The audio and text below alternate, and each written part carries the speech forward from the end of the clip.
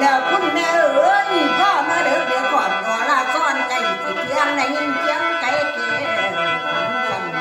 คนแล้วคนว่ามันเข้าห้องมันเปิดอ่านโครงการสังเวียนนางน้องที่ลำนั่งเลยเอ่ยใจนาลงเตยเพลงเตยเพลงกันหันเลยเตยร้องพ่อยบพี่น้องคงอยากนอน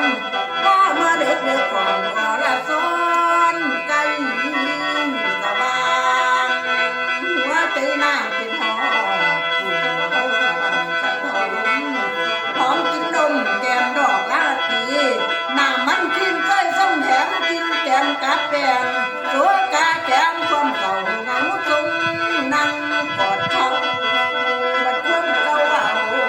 แต่ที่หาที่นอนแม่ว่าน้อ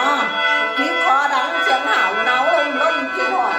ใครก็ถูกปวดก็เพียงค่อยอ่านตาสีน้ำนี่ข้าเลยเคินของแจงดาวเอ้ยนับมือตามแล้วคุณแม่เอ๋ยพวกผู้เราขอห่างขันสู่บ่ลืมในป่าเมื่อคืนลาเพียนละดูหนาวคนเขาเป็นคนดังดอกกำกลางพ่อปาดไม่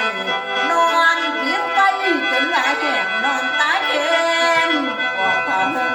ฟังเสียงลมวงตอไปป่วยหรือลูกไปผู้แก้มใบข้าวใบเต้ามันแตกพิงเสียงพิงจากบ้านโบนั่นก็ดังดาวังเบิ้ลหนีไก่แข่แห่ที่ไล่ลูกแต่กลัว